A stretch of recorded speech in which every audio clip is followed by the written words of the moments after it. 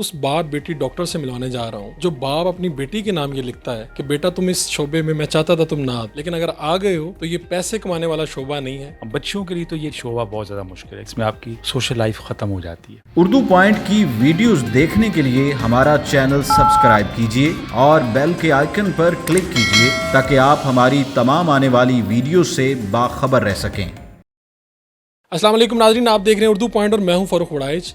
मैं आज आपको उस बाप बेटी डॉक्टर से मिलवाने जा रहा हूं जो बाप अपनी बेटी के नाम ये लिखता है कि बेटा तुम इस शोबे में, मैं चाहता था तुम ना आते, लेकिन अगर आ गए हो तो ये पैसे कमाने वाला शोबा नहीं है, ये दरवेशी वाला शोबा है। बेटी ने ज़िद की कि वो डॉक्टर बनना चाहती हैं और बाप ने कहा कि नहीं, आप डॉक्टर ना बनो, कुछ और बन जाओ। ये कहानी आगे चलती है, बेटी डॉक्टर बनती है और फिर वो ये जो वायरल होता है ये कॉलम डॉक्टर अज़हर वहीद साहब का, उसमें वो क्या लिखते हैं और इसके पीछे वजह क्या है। हर डॉक्टर बाप की ख्वाहिश होती है कि उसका बच्चा डॉक्टर बने।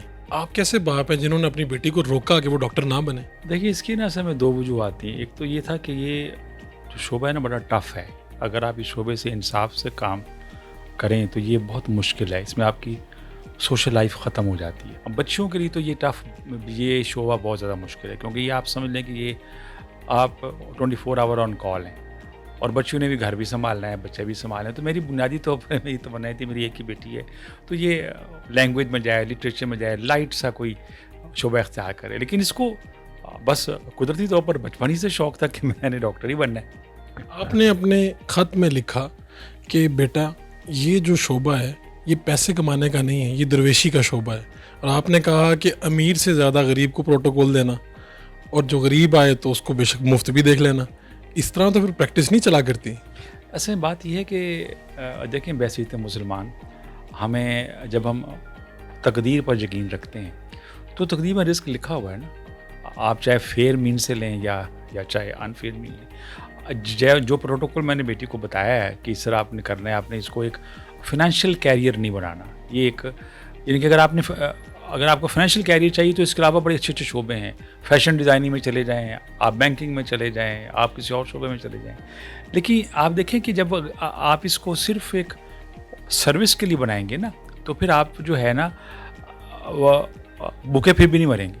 देखिए, मैंने जब से प्रैक्टिस शुरू की है 25-26 बल्कि अब तो कितने साल हो गए, 90 से अब तक तो हाँ जी ज़्यादा। तो अल्हम्दुलिल्लाह मैं भूखा तो नहीं मरा ना।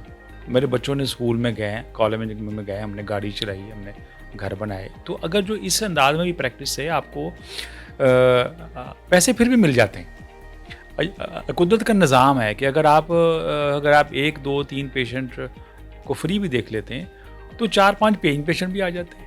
डॉक्टर साहब, आपको इतने साल हो गए हैं, डॉक्टर हैं आप, और आपकी अब बेटी भी डॉक्टर बन गई, आपके पास तो बेशुमार पेशेंट्स आते होंगे।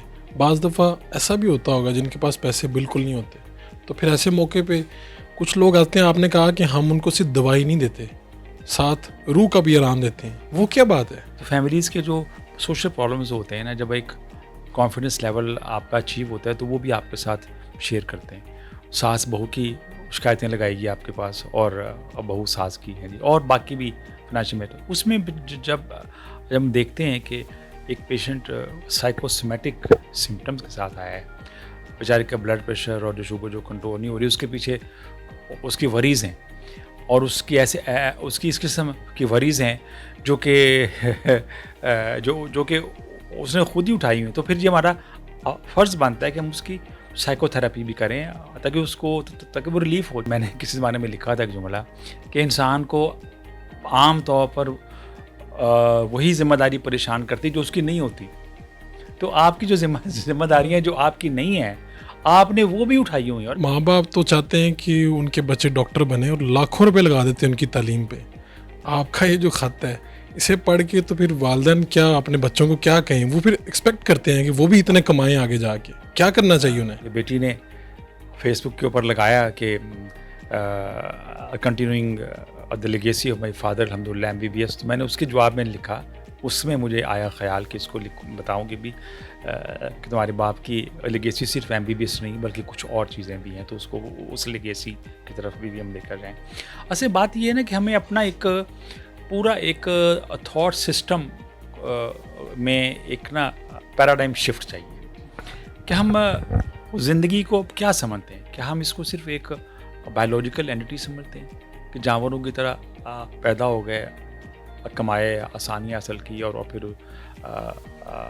پیوند خاک ہو گئے, یا ہم کچھ اور بھی اینٹی رکھتے ہیں, اور جو ہماری اور دوسری اینٹی ہے, جو روحانی اینٹی ہے, اس کی جلا کے لیے ہم کیا کر رہے ہیں.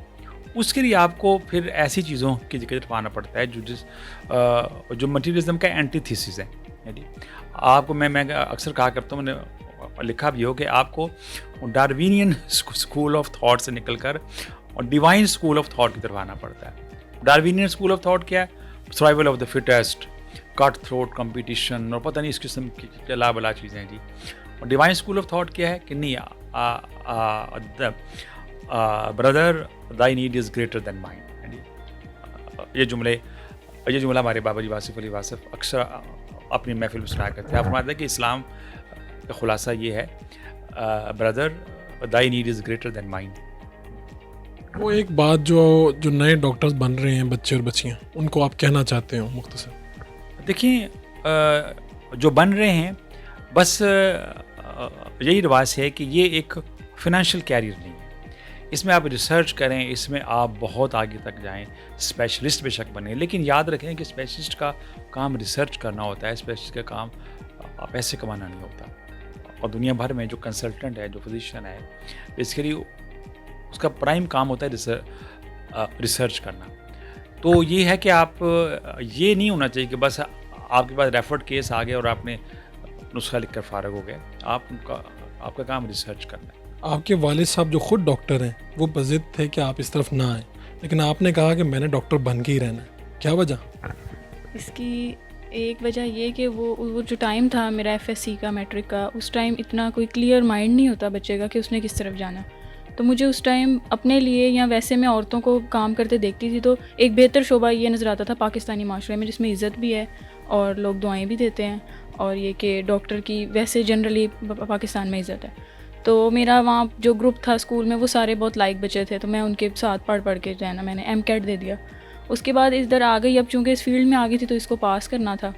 اور اس کے علاوہ یہ اس کو چننے کا میرا مقصد تھا کہ میری اور کسی فیلڈ میں اتنا مجھے انٹرسٹ نہیں تھا, نہ میتھس میں انٹرسٹ تھا, نہ مجھے آرٹس میں انٹرسٹ تھا, نہ کوئی لینگویج کی میں کتابیں پڑھتی تھی.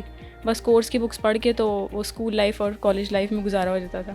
اب یہ میڈیکل کرنے کے بعد مجھے اس چیز کا اندازہ ہوا ہے, چونکہ میں نے 3 سال وارڈ میں کام کیا اپنے, میں وہاں فیصل آباد میں پڑھتی تھی, تو وہاں کے ماحول سے تھوڑی مجھے آشنائی ہوئی کہ یہ جو شعبہ ہے اس میں آپ اگر فائنینشلی اپنا فائنینشیل اسٹیبلٹی اپنے آگے قائم کرنی ہے جلدی, تو یہ شعبہ ان لوگوں کے لیے نہیں ہے.